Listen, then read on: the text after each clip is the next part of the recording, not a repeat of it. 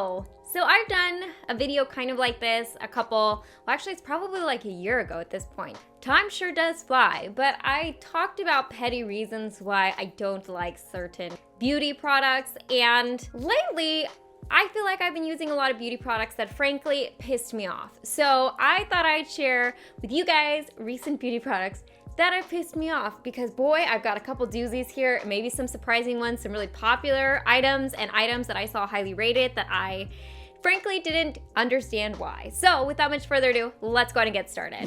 So the first one for me is I'm split. I'm torn. Because I do genuinely like these products. I was just shocked at the shelf life of them, which are the Moonshot Jelly Pots. I think that's what these are called. Yes, the Jelly Pots. Now, I had tried these years ago and I really liked how they went on my eyes. They're super lightweight, but still pigmented. The colors were beautiful.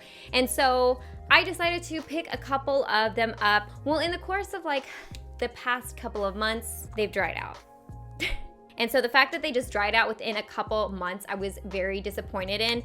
And these are supposed to not do that, but from what I was reading online, it seems like a lot of people were also having that same experience. Now, I will say you could probably still use them, because even though they are dried out, they still have a little bit of a stick to them, but I'm just a little suspicious of them if they're dried out. And since I have such sensitive eyes, I will most likely be throwing these away. So it was just disappointing for a brand that I like a lot of their products, that they're known for kind of like their makeup and also their revolutionary textures and formulas. I could not believe how quickly the Jelly Pots dried out. And like I said, I checked the general consensus and it seems like a lot of people have had these experiences. So even if you keep the lids tight, you might still experience this as well. So just a heads up, if you're looking at the Jelly Pots, you either have to use them quickly, or maybe you can find like something else to put in them to keep them wet. I'm not really sure. So not worth it. Like, what the heck? Another brand that I have similar feelings towards. Again, I'm torn because I like a lot of their products, and these were awful. 3CE nail polishes, and these are from, I'll have to put on screen what line these are from, but I bought these as like a set, I think. Or maybe I bought them individually. I don't know. I've had these for quite some time, and I saw them on YesStyle and they were like bestsellers on the 3CE page. So I was like, those are beautiful colors. I'm going to pick them up. I'm sure if you've ever seen these on YesStyle, you know exactly what nail polishes I'm talking about. Somehow these have such good ratings, and I'm not sure how, because these chip on me within the same day of painting them. I have never experienced a nail polish chip on me so quickly. No matter what I did, no matter what I tried using a base with them, a top coat with them by themselves, these still chipped. And I thought maybe it was just my nails that was experiencing this. So my sister even tried these. Same experience. And again, these are not cheap nail polishes. So I could not believe how quickly they chipped. Worst nail polishes I've ever tried. Like, I've tried nail polishes from the drugstore that cost me a couple bucks that are way better than these. So they're beautiful colors. I really wish they worked. They even chipped on like my toes. I tried them on my toes, and typically my nail polish on my toes lasts a bit longer. Still chipped. Unbelievable. And somehow these are like so highly rated. I don't get it. I have to say, for me, one of the most frustrating things is when you freshly paint your nails and then they chip day of, and you're like, what the heck?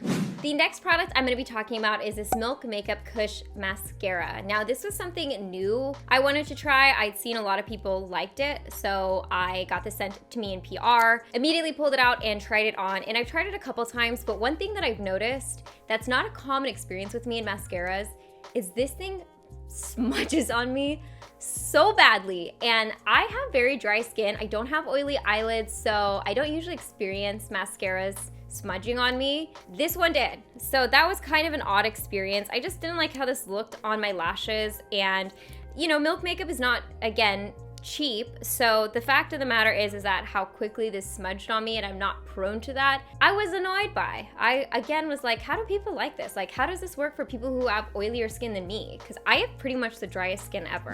This one, to me, I was like, you gotta be joking. That's how I feel about this product, because frankly, it is ridiculous. And it is the Galaxy Lip Scrub from Lush. Now, this is from, I think, last year or something like that. And I have since like stopped using it, but I just held on to it because I had a feeling I was going to talk about it in a video at some point, because it is that ridiculous. This is like a blue lip scrub, right? Which smells delicious, by the way.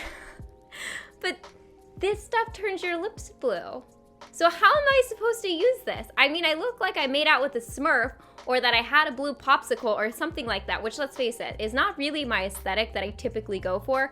I was so confused by this. So after using this, after my lips were tinted blue, I tried to wash it off with face wash, use makeup remover. This stuff stained my lips. So you could see I like made a fair effort to try and use it up, and I just gave up. I was like, what is this? How is this a thing? Why is this staining my lips? It's a beautiful color, but maybe Lush use a little bit less like food coloring or whatever color you use to make it look like this. Keep the smell. It's delicious, but I don't need it to look blue like this, or my lips to look blue. What the heck? Another confusing one for me. And honestly, this might just be like user error, or maybe I bought it under a different interpretation of what it was going to do for my skin, but it is the Manyo Green Energy Calming Mask Pack. Now, as you think the name implies, calming. I bought this to calm down my skin because I've been experiencing a lot of like angry, itchy, eczema type skin lately. So I thought, okay, well, maybe something kind of cooling on the skin or something that's gonna soothe my skin would be really helpful. So I saw calming, so I picked this up. This has peppermint oil in it. So it's not like the good cooling, like soothing, like, it is like the burn type of, I guess like tingle. I don't even know what to call it. It's not like anti-irritation type of product, at least in my book.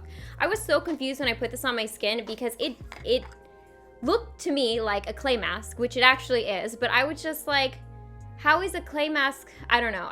It just is like an oxymoron type of product for me. So I put it on my skin, then immediately felt that like peppermint mentholy tingle burn, and immediately rinsed it off and looked at the ingredients.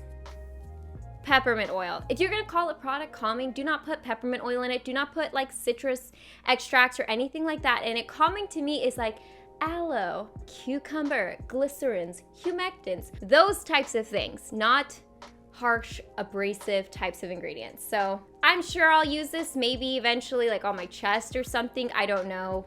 I'm a little confused by it. Like I said, the name, I bought it under one conception. It's a little irritating, not a lot irritating. Who put I get it, it's kind of like that sensorial experience, but can we just not, especially in calming products, put peppermint in it? Do me a favor. This next product is gonna be quite controversial, and it's not necessarily one that I am not gonna use in the future. I definitely see the purpose for it. However, the way I was using it, let's just put it this way, it made my problem worse. Aquaphor. So I know this is gonna throw a lot of people off because Aquaphor is like one of those cabinet essentials that everyone seems to have because it serves a purpose. It heals a lot of ailments when it comes to skincare.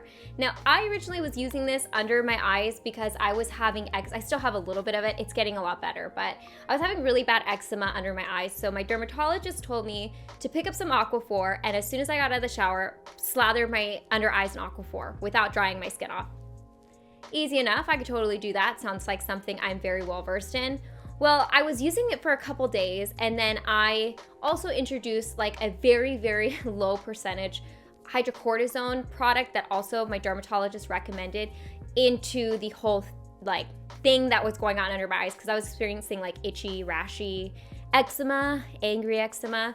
And so immediately my eyes started to like break out. Like I started getting red bumps on top of the itchy, irritated rash I was already having. So I was like, I got really frustrated. I was like genuinely pissed off. So I immediately thought it was the cortisone that I was having issues with. So I stopped using it and continued to use this and just kind of applied a thin layer on it. Well, it kept getting worse. And then finally it hit me. It's this that is causing my problem. So despite this having a purpose as kind of like an occlusive, like a heavy product that locks in moisture, it just did not work for my under eyes. I could see myself using this on like my heels of my feet, or maybe my hands or something like that, or elbows or knees. Just probably not for my face. And I know this has worked wonders for a lot of people. It just did not work for me. And the reason why I'm lumping it in this video is because it did piss me off. I was like, you were supposed to be helping me, and somehow you made my situation worse. So Aquaphor, I still like you, but just not for how I was using you. By the way, my eyes are feeling and looking a lot better. If you guys want a full video on like how I deal with eczema, because I've had eczema for my whole life, let me know. I know how frustrating it can be, so I can make a full video on that if you guys want. The last product I'm gonna be talking about, I actually don't have it in hand because I already got rid of it. Actually, most of the times when I have a product that I don't like or that it pisses me off or frustrates me or doesn't work for my skin, I'm pretty good about like giving it away, rehoming it, or finding a different purpose for it. I just happen to have all of these. But this one that I'm gonna be talking about, I've already rehomed / gave them away. So it is the Bare Minerals Mineralist Ultra Natural Eyeshadow Palette.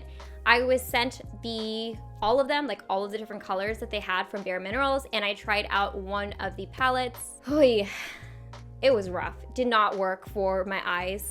I've mentioned this before. I do have sensitive eyes, so I don't necessarily want to blame it on like the Bare Minerals. It just did not work for me. And the reason why I'm saying it pissed me off is because I tried applying it all over my eyes and it made a very pretty eye look. Like the formula was pretty nice. It's kind of sheer, but I got the aesthetic that I was going for. But when I went for the shimmer colors, literally as soon as I put them on my eyes, it felt like shards of glass were in my eyes. It irritated my eyes.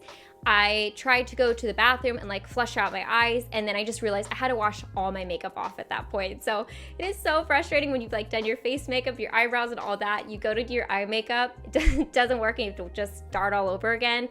So that's why I am putting that product in this video. And also, I've just never experienced an eyeshadow really do that to me before. I mean, it was immediate that my eyes had a reaction to it. I washed my eyes, flushed my eyes out with saline solution, and it was not very fun. I was definitely scarred from that, so could have just been me. I'm pretty sure even the product said ophthalmologist tested or something like that. So I think something in the Bare Minerals products just don't work for my eyes. I'm gun shy with Bare Minerals at this point. I'll probably give some of their other products a go maybe, but maybe just not their eye products. So that was a really weird experience. I've literally never had that happen. Like maybe I'll feel it start to irritate my eyes, but it felt, ooh, I like icky. Like it makes me like sweaty thinking about it again because it was that bad. All right, you guys, so I hope you enjoyed this video, and I probably should have said this at the beginning, but these are all my own personal opinions. If you have these products and you genuinely enjoy them, I'm very happy for you, and all of these things are very subjective and up to your own interpretations and opinions. These are just mine. A lot of these products or brands, I actually do like other products from them. So it's not to bash the brands or anything, or even really the products themselves. It's really just to share my personal experience with them, my thoughts, and you know, I don't like everything that I try. So these were some that just did not work for me. As always, I hope you guys are happy and healthy. Definitely let me know in the comment section down below if you guys have had products that have pissed you off or frustrated you or annoyed you. I always like reading your guys' comments and seeing what you guys have to say. And don't forget to rate, comment, subscribe, share with your friends and family, hit that notification bell, and I'll see you guys in my next video. Bye guys.